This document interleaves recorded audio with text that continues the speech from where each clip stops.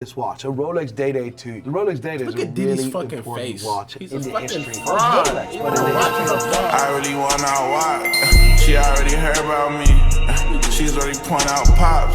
Cookie stole no ID. P Diddy, the man himself, Sean Combs. I genuinely don't know. Today I'm reacting to the watches worn. Why are we doing this about him? The Diddler. That was crazy. The Fiddler, P Diddy, the man himself, Sean Combs. I genuinely don't know the whole thing what's going on, right? But I did hear that he was other rappers in the ass, like Meek Mill and stuff. Diddy doing all sorts of weird stuff. The Fiddler, the Footler, the Diddler, the Puff Daddy. I genuinely don't know what is going on. Like doing sex parties and rappers and him. Like there's nothing wrong with that, but like there's more going on. Did he not lock in people and trafficking? He was lacing the baby oil with like drugs to get people all drugged up. Right, that is against the law. Yeah, that's not good, is it? That's wrong. Crazy to me that all these celebrities drink water, chat. Drink water. Do you think Beyonce's involved? She's a dirty. Right, this is my opportunity to ever do business with Jay-Z. Gone? Well, I think Jay-Z's next, not gonna lie. He's best mates with Diddy. He knew what was going on. Ah, for sure. For sure, 100%. But like sitting on the sideline watching this is a wee bit comical, to be honest. Not for the victims. Are they victims? Yeah, yeah, they are. I'm not trying to be ignorant. I don't know what the crack is like. Yeah, there's like 125 victims of Diddy, basically, that have come forward, I'm pretty sure. Yeah, that he drugged and therefore... No, yeah, that's disgusting. He should be shot in the head. Was Leonardo DiCaprio not involved? I mean, Diddy did say he was the first on the list for parties, so...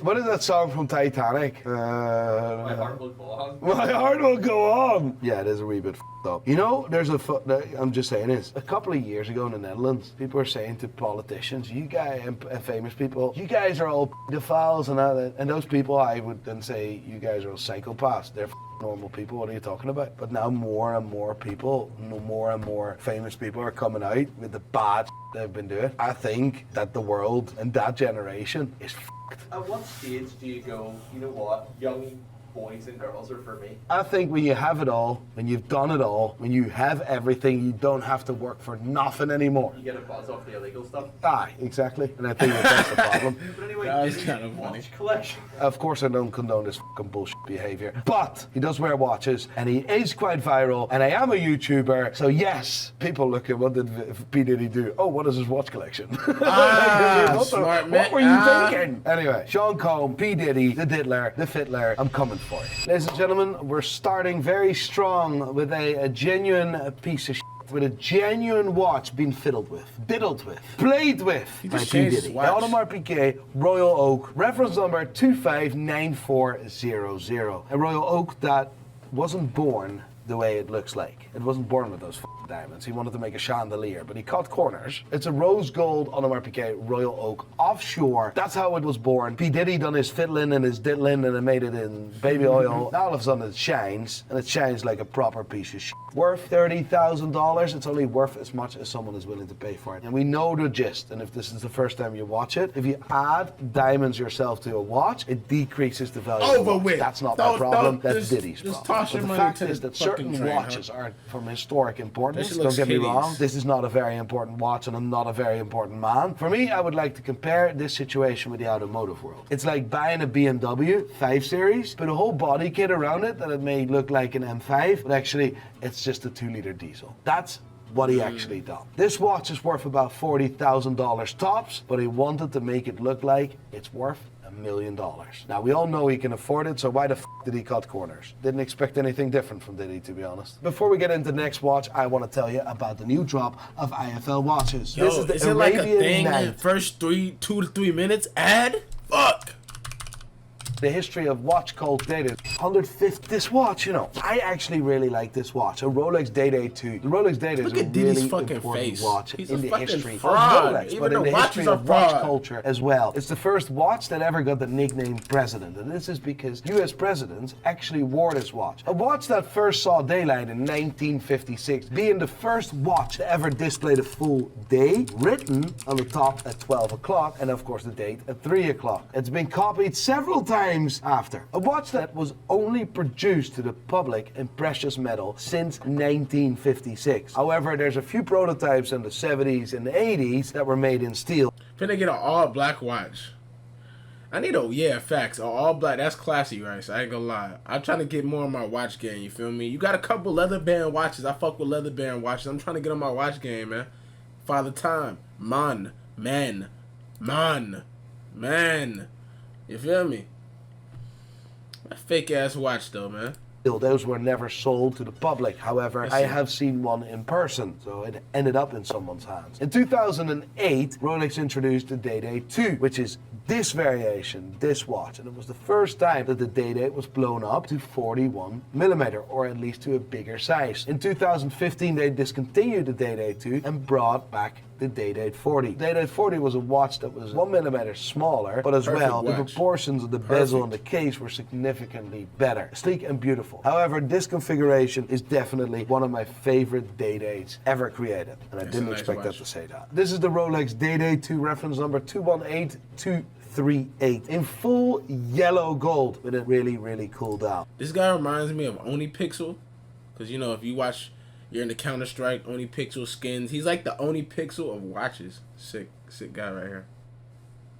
Worth about $40,000 today, and it pains me to say, but Diddy's wearing a good watch. Is he in jail at the moment, or what's the crack? Yeah. What's the crack? He is actually locked up in jail. He'll probably drop the soap all the time there now. Like, that's probably his favorite place in the whole world, to be honest. This is what this nigga is this crazy photo is as probably fuck. 100 years old, is it? Because Jacob actually looks very young. I don't know what he's wearing. I don't really care what he's wearing. It's f***ing dog shit. Yeah, it's dog shit. It looks like pristine jewelers. It could be a Jacob & Co as well. He's with Jacob there, so he must be wearing a Jacob & Co. But there's a version of that from pristine. Because isn't that the like millionaire watch, like the millionaire fucking watch that Jacob makes? I swear that's the one, right? The one that's like fucking 10 mil or something. A couple mil, 2-3 mil. Which is just a generic watch, iced out. This is a quartz watch, battery-powered watch that is so-called worth $1 million. It's battery-powered, lad. There's a battery in the f***ing watch, and the most expensive part of this watch is supposed to be the movement, not the f***ing stones. This is just a f***ing bracelet. What the f*** is wrong with you? People saying this is £1 million, $1 million, and this, and flashy, and like, it's not. It's only worth as much as someone is willing to pay for it. And let me tell you, nobody has ever paid $1 million for that. Not a hope in hell. Today, if you brought this to me, I wouldn't pay more than £5 for that. Maybe 10. Maybe 10. An absolute push. The stones set in this watch are probably of a high quality, right? And I don't shoot the jeweler Jacob & Co. because he's a great jeweler. He's also a wee bit of a hustler, mate. Boet Fleurier, an interesting watch. You never see Boet on anyone, any wrist. You see, he got that smooth low fade. He got that smooth ass low fade going. In nice boutiques, in nice old-fashioned jewelers. But Boet is actually a really old watch brand, founded in 18. That's a pretty nice watch, chat. I ain't gonna lie. That's nice. That's pretty nice. 1922, and yes, it's on the dial as well, but I knew it was in the 1800s. I looked at the dial, sorry. What he's wearing here is a skeletonized tourbillon, really, really cool watch. You can argue the style and the end link, how the watch is attached to the bracelet, that's just a matter of taste, but it represents a pocket watch, and I like the fact that Boet always stayed within their identity. You know, the brand stopped producing watches for a while, and from the early 90s, they reignited the brand a wee bit. I don't know what the situation is of the brand, but I do sometimes see some Boet boutiques, and I know this watch itself at the time would have retailed in around the $300,000. I think it would be worth about $50,000 to $60,000. It's a loss-making brand, but that's not the reason why you buy a Boet. I do think Boet has some form of a future. Yellow gold rainbow, I mean, that is full factory. That is the daddy. That watch is worth approximately $400,000 today. I think it's a really cool watch. I think Rolex is doing an incredible job of defending this watch, or at least making sure it doesn't end up in the wrong hands. Okay, we might double back on my boy. Actually, I ain't gonna lie, let's hit the sub button for him. We smoking up, yeah. I want my bro and he pop me up, yeah. I'm with this bitch and she cool as fuck, yeah. I'm in this bitch, I just coolin', bro. And my face is filled with colors, bro. Yes, I'm fly for real, something like that. And I make sure my bitches feel all my love. And this know my best friend, I'm kicking shit with my bud. Damn, I'm so high.